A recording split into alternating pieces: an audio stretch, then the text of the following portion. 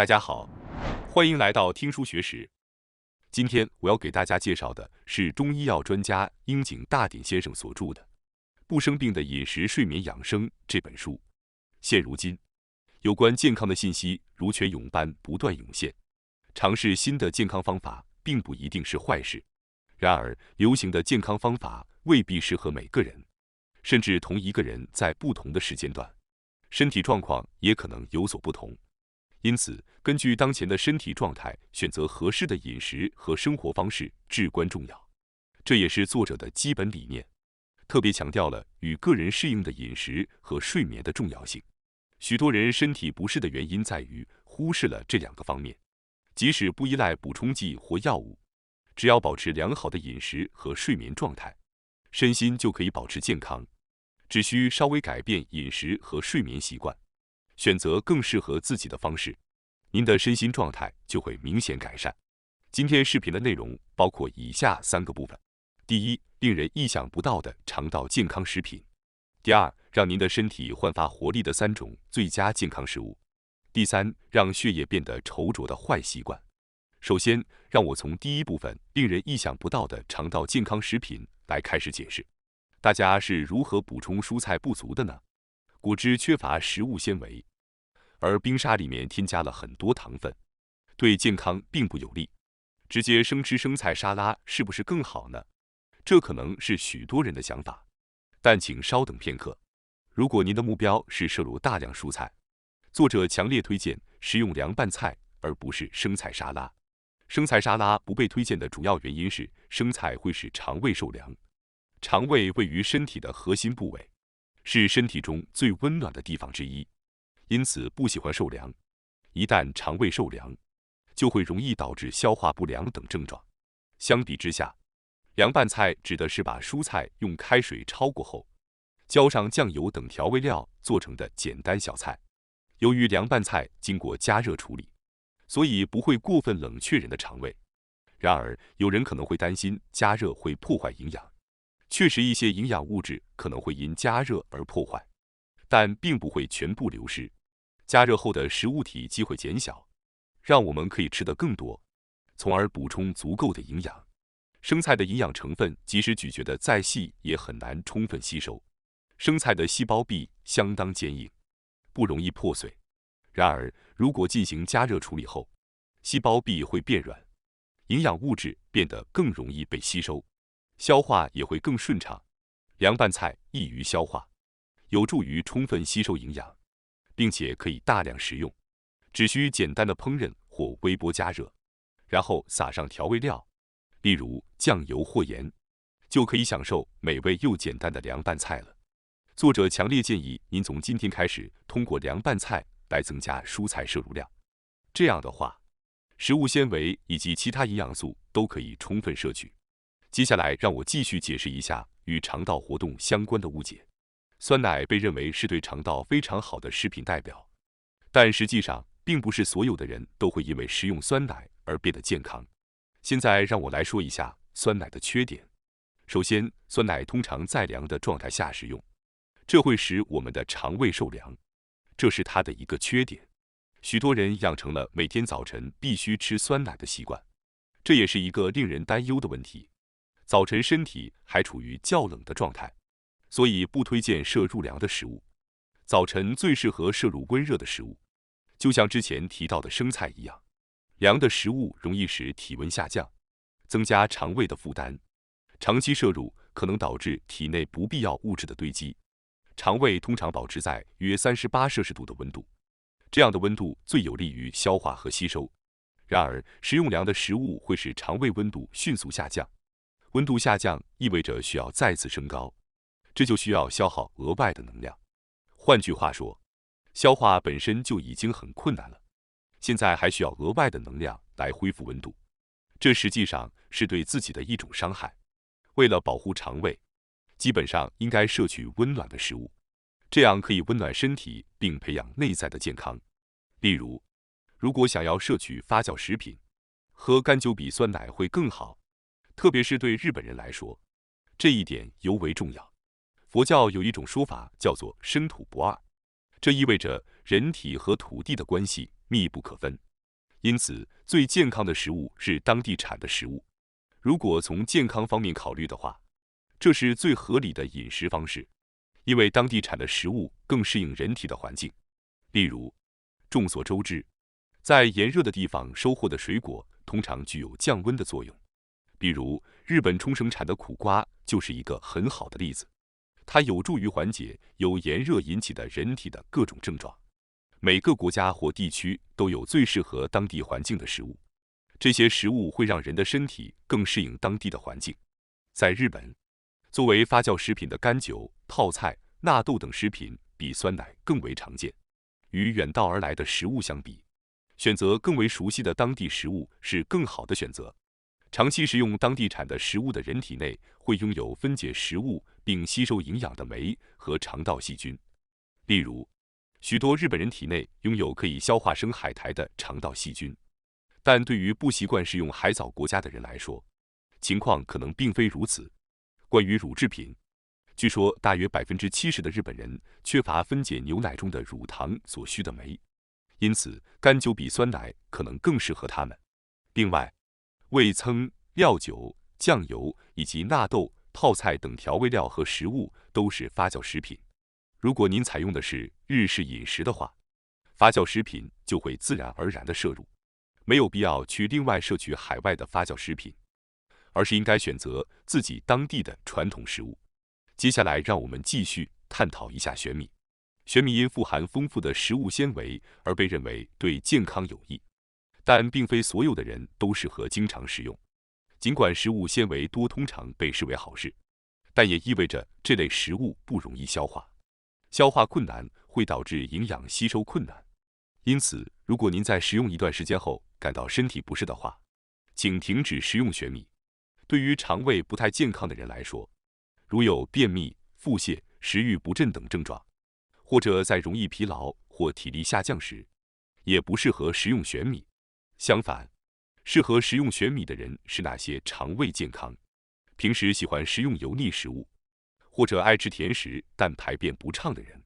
这些人体内容易积聚不必要的物质，排便也不太顺畅，因此他们应该积极摄入富含食物纤维的食物。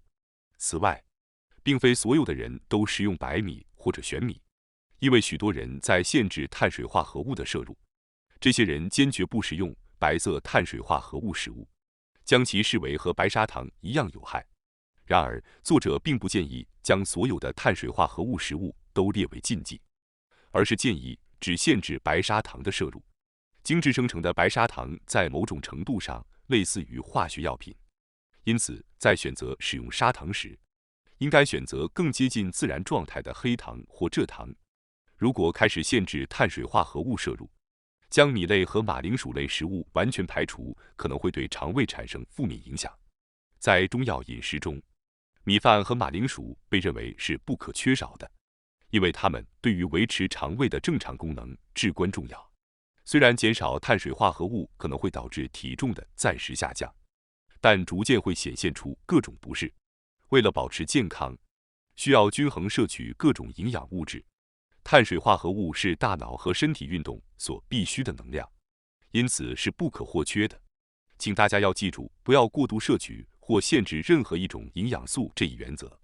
有些人不吃米饭是因为想吃更多的甜食，然而这样做是非常不明智的，因为甜点中的葡萄糖和果糖与白米中的淀粉在质地和吸收速度上有很大的差异。不要因为都是碳水化合物就一概归为一类。停止食用白米，然后认为吃甜点没问题是完全错误的。另外，对于营养素来说，过度偏离也是问题。适量摄取蛋白质是好事，但如果过度摄取，体内的平衡也会受到影响。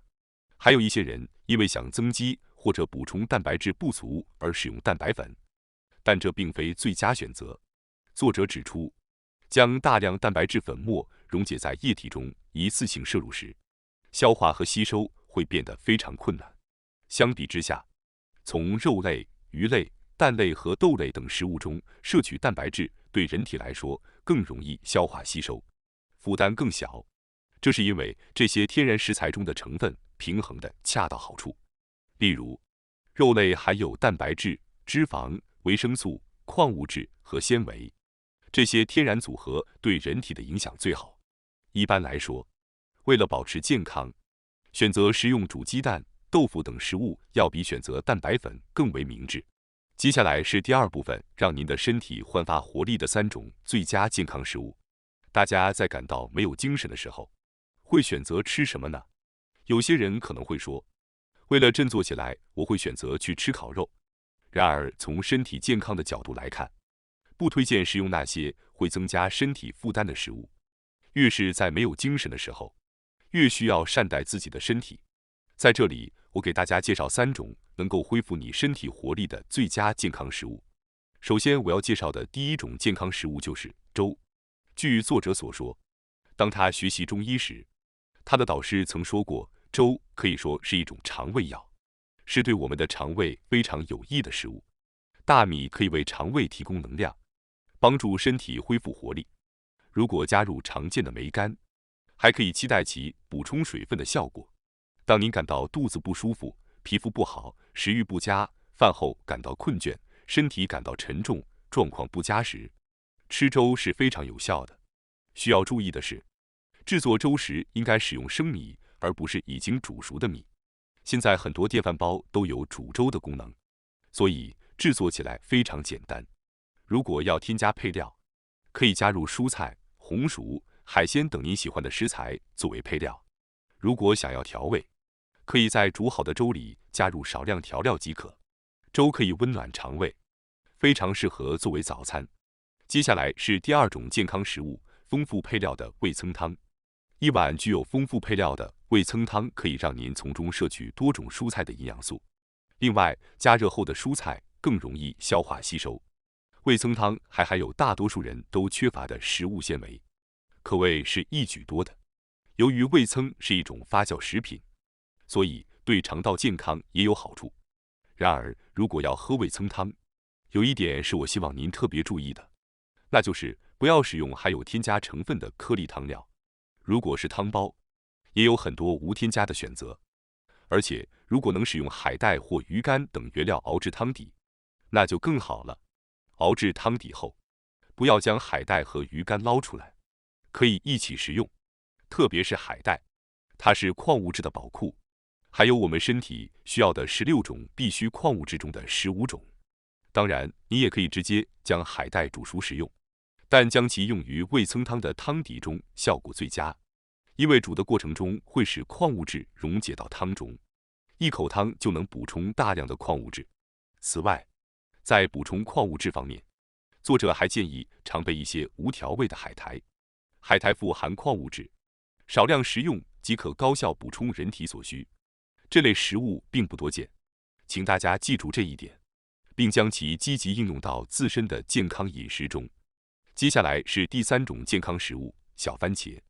如果今天的蔬菜摄入量不足，想再来一份副菜来保持平衡的话，那么一定要试试小番茄。相比普通番茄，小番茄的营养更加浓缩丰富，因为它们通常在完全成熟的状态，呈红色时才被采摘，而不是像普通番茄那样在未完全成熟、青涩的状态下采摘的。它们富含抗氧化作用的番茄红素，据说比普通番茄多出3倍之多。将清洗好的2到3颗小番茄，直接简单食用，就可以补充所需的营养。所以大家一定要经常准备一些，以便随时可以享用。在介绍完了健康食物之后，大家同时也想了解不宜食用的食物，对吧？但本书并没有强调太多的禁忌，而是鼓励我们以轻松的方式朝着健康的方向前进。如果将健康放在首位考虑的话，那么最好尽量避免凉食、甜食和油腻食物，因为这些食物都会给肠胃系统带来负担，导致身体的各种不适。当然，人们都会有想要食用这些食物的时候，这是很正常的。然而，在这种情况下，认识到这些食物仅仅是令心情愉悦的享受品是非常关键的。换句话说，它们只是用来满足心理的需求，而不是为了维持我们身体健康而摄取的营养。以这种方式来对待凉食、甜食和油腻食物，可能更为适宜。如果真的特别想吃甜食时，作者建议选择水果，水果富含食物纤维、维生素和抗氧化物质等对身体有益的成分，应该积极摄取。另外，干果也是一个不错的零食选择，但务必选择不含糖且无添加剂的产品。许多中草药都使用了干果作为原料，比如大枣、枸杞、龙眼等。这些食物如果能更好的咀嚼，慢慢享用，那么就会感受到满足，并且能够摄取到营养，这将会成为最棒的零食。然而，对于盐和咸味这类长期以来被视为健康敌人的食物，我们并不需要过于担心。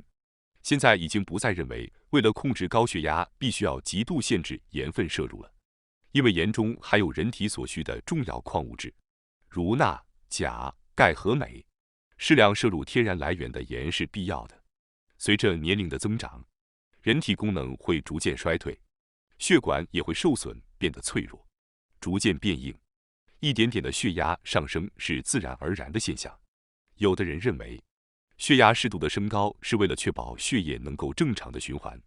高血压本身并不是一种疾病，而是像白发、步履蹒跚等老化现象一样的自然现象。因此，即使患有高血压，适度的摄入盐也是保持年轻活力所不可或缺的。当然，摄取过多也会引起不适，即使是天然盐，也不能随意食用。与其使用精制盐，不如多加一些醋等酸味调理。接下来是第3部分，让血液变得稠浊的坏习惯。当我们谈及让血液变得稠浊的习惯时，大家会想到什么呢？我相信很多人首先会想到摄入过多油腻的食物、过度饮酒等。然而，更重要的、更容易导致血液稠浊的习惯是熬夜和睡眠不足。当你想要改善健康状况时，很多人首先会考虑饮食，但我建议您们也要重新审视睡眠习惯，它甚至比饮食更为重要。其实，一切的开始都源于睡眠。即使想要避免油腻食物、酒精和甜食，如果长期睡眠不足或生活节奏紊乱，大脑也会不听使唤，导致不由自主的狂饮暴食。首先要让大脑和身体得到充分的休息，这样才能让我们产生挑战健康饮食习惯的勇气。充足的休息是通往健康的捷径，请大家务必意识到这一点。当谈及睡眠的重要性时，总会有人说，我每晚都睡8小时，所以完全没问题。当然，相对于长期睡眠不足的人而言，每晚睡8小时已经算很不错了。但更重要的是睡眠的质量，而并非数量。不要只关注您睡了多少小时，而要关注您什么时候入睡。学术界普遍认为，在理想的情况下，晚上11点到凌晨3点之间进入深度睡眠最为有利。在这个时间段入睡对身体健康非常重要。举例来说，晚上2点入睡，早上10点起床的8小时睡眠，不如晚上10点入睡，早上5点起床的7小时睡眠来得更为健康。因为前者更贴近自然生物节律，有利于身体的恢复和健康。然而，这个时间并不需要严格遵守，因为季节变化会导致日出和日落时间不同，所以睡眠时间也应做出相应的调整。与每天固定时间起床的人相比，逐渐调整起床时间，以适应太阳的节律，更符合人体的自然生物钟，更有利于健康。不必非要每天早上7点准时起床，而是应该根据身体的内在时钟和太阳的节律来制定适当的睡眠时间。此外，熬夜或睡眠不足会导致全身血液变得稠浊，睡眠不足会导致眼部出现黑眼圈，肌肤看起来暗淡无光，这是体内污垢积累、血液变得稠浊的信号。血液的稠浊使得循环不畅，进而导致黑眼圈和皮肤暗沉更加明显。血液循环不畅还会导致体内废物积累，易于形成痘痘，皮肤状况会不断恶化。由于睡眠不足，修复功能无法跟上，最终导致皮肤状态恶化。睡眠不足不仅会影响皮肤，还会以隐藏的方式侵蚀我们全身的健康。有很多人即使想睡也睡不着，因此务必保持足够的睡眠，以维护我们身体的健康。另外，对于经常泡澡的人，有一点需要注意一下，长时间泡澡对于皮肤干燥的人并不利，在热水中长时间浸泡会使皮肤表面的老化细胞和必需的皮脂一同溶解，导致皮肤的防御功能减弱。长时间泡澡也会使皮肤和体内都变得干燥，甚至可能消耗体力。当然，泡澡有很多好处，比如可以加热身体内部至核心，改善身体的寒冷感，促进顺利入眠。但是过度泡澡也是不可取的，建议泡澡时间控制在大约15分钟左右为宜。接下来我们来谈一下血液循环的问题。水分补充是非常重要的。在水的话题上，本书提出了一些令人惊讶的观点。作者表示，如果想要保持健康，就不应该一天喝2升水。水当然很重要，但并不意味着喝得越多越好。喝水过多会给肠胃系统带来负担，成为引发各种不适的原因。因此，根据自身的身体状况来合理饮水是非常重要的。盲目的按照数字来喝水并不明智。当身体感到口渴时，适量饮用常温水就足够了。唯一的例外是老年人，由于他们的感觉功能退化，可能不容易感觉到口渴，因此建议他们在感到口渴之前来补充水分。我们一直被灌输着大量饮水的重要性，实际上要停下来并不容易。因此，接下来我将深入解释大量饮水的弊端。您可能会认为喝很多水最终都会通过尿液排出，所以没关系，但这是一个误解。大量饮水会给内脏带来负担，有时水可能无法有效排出，而在体内积聚。大量饮水也会稀释胃酸，导致消化能力下降，进而无法吸收营养并生成必要的能量。这样一来，身体的保温能力、输送血液和营养的能力都会减弱，导致容易感到寒冷和疲劳。尽管我们努力通过饮水来改善身体循环，但结果可能恰恰相反，导致循环不畅，进而导致体内废物积聚，形成恶性循环。此外，我们也通过饮食摄取水分，尤其是在日本料理中，米饭、味噌汤和煮菜都会使用水，而蔬菜等原料本身也含有水分。如果再额外饮用2升水，显然就会过量摄取水分。水是人体必不可少的物质，但每个人的水分代谢和出汗量各不相同，饮食和生活环境也各有差异，因此每个人所需的水量也不同。如果您每天上厕所的次数超过10次，经常感到水肿、肠胃不适，甚至在盛夏也需要穿袜子保暖，这可能意味着您饮水过量了。再次强调一下，正确的饮水方式是在口渴时适量饮用不凉的水。请大家重新审视与水的相处方式，找到适合自己身体的饮水方法。感谢大家收看今天的节目。如果你喜欢我们分享的内容，记得点赞、订阅并开启小铃铛通知，第一时间获取我们的更新。在下次的节目中，我们将继续为大家分享更多有益的书籍。再次感谢大家的支持，我们下期再见。